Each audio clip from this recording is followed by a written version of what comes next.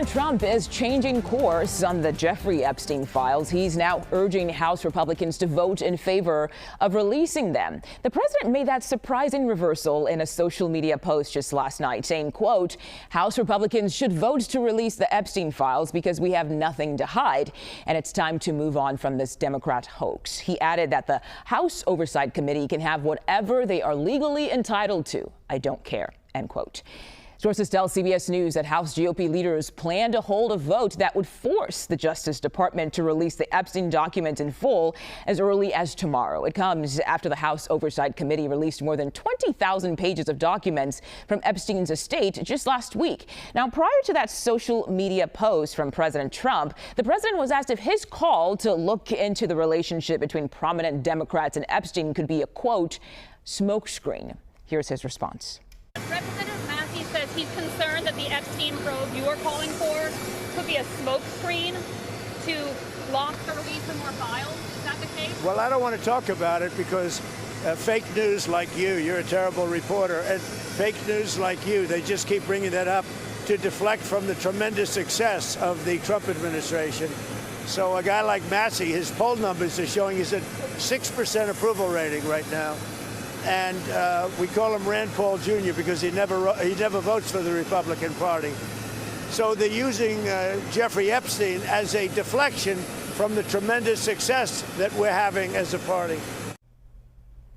All right, let's bring in CBS News White House reporter Olivia Rinaldi. Olivia, thanks for joining us. Do we have any insight into this sudden reversal from the president when it comes to the Jeffrey Epstein files? Well, Mugo, truth be told, this is just something that President Trump doesn't want to be talking about. So now we have this reversal from him where he says, look, just vote to open up the files. I don't care. I want to talk about affordability, the economy, other things that he feels are winning issues for him. But he is now giving them the green light. House Republicans telling them they can go ahead and vote and that he does not care. But it's important to put this in context, just seeing how hard the president tried to stop this vote from even happening. Last week, we know that he personally lobbied two female Republicans in Congress, asking them to remove their names from this discharge petition to get this to a House vote. We also know there was an effort by Speaker Mike Johnson not to swear in Rep. Adelita Grijalva so that to prevent this discharge petition from getting to 218 signatures on it for about 2 months. And of course, when she was sworn in, then she signed it, and then they reached that threshold that they needed to force a vote on this. And so it seems like they're going to steamroll forward. They're going to give it a vote. We are expecting at least tomorrow, it seems like it's going to happen. But this is something that the White House just does not want to keep talking about. Instead, they want to talk about issues related to the economy. So Mugo, certainly something to keep an eye on now that the president is somewhat throwing his hands up and saying, fine, you win, vote for it, and hoping that they can just move forward and talk about the economy. Yeah, the president may not want to talk about it, but it is and continues to be a big story and a big topic for American people. So in addition to the president urging Republicans to vote in favor of this release, he's also calling for the investigation into Epstein's ties to prominent Democrats. So who are some of the names he has thrown out so far? Right. Well, the president last week in a Truth Social post announced that he was directing Pam Bondi, the attorney general, and the FBI to launch an investigation into Democrats' relationship with Jeffrey Epstein. Some of the people he mentioned include former President Bill Clinton, Larry Summers, Reid Hoffman, J.P. Morgan Chase, and others. And he says to, quote, determine what was going on with them and him related to Epstein. Last night, also in a Truth Social post, President Trump said that the DOJ has actually already turned over what he says are tens of thousands of pages related to this latest investigation into Epstein and Democrats.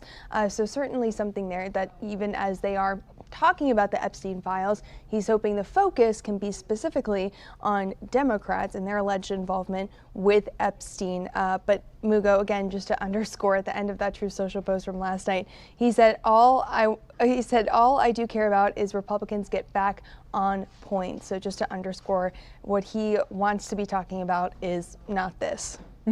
All right, Olivia Rinaldi in Washington, D.C. for us today. Thank you so much for joining us. Now let's bring in CBS News congressional reporter Taurean Small. Taurean, good to see you. Can you walk us through the break that we're seeing in the Republican Party ahead of this vote that's expected to happen tomorrow? And there was a back and forth between Marjorie Taylor Greene, I should say, and the president. Yeah, considering the fact that Congresswoman Greene is and has been such a staunch supporter of the president, a fierce defender and cheerleader, this rift is pretty seismic. We've seen the breakdown happen over a couple of weeks now, largely surrounding this Epstein vote. But ultimately, though, we've seen, as the president has done to previous political opponents, the name calling that he's used with other opponents, he's using with Marjorie Taylor Greene. In fact, a post from social media, he said, or he called her wacky Marjorie Trader Brown, and in parentheses, remember Greene turns brown when there's rot involved. Not afraid to go to the name calling for her, but this is something that Greene herself has said she's had quite a bit of pause with as she's at this inflection point of her support for the president. She's taken to social media, she's taken to the Sunday shows to say that she's also reflective of the vitriol that she's brought to public discourse. She's been apologizing for it, but she's acknowledged that the feud with Trump is bringing what she's calling death threats and great harm to her and her family. This is the president's response to her saying that she's now concerned by his rhetoric. Those are the types of words used that can radicalize people against me. Her life is in danger? Who's that? Marjorie Taylor Greene, she says. Marjorie Taylor Greene. I don't think her life is in danger. Frankly, I don't think anybody cares about her.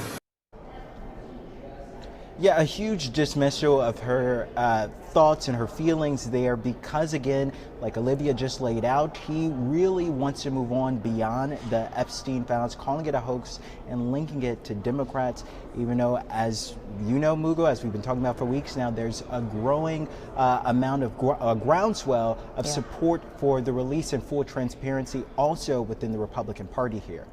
And Taurean, we're also seeing a push from some Epstein survivors to release the files. Some of those survivors, they want to meet with President Trump, but will that actually happen?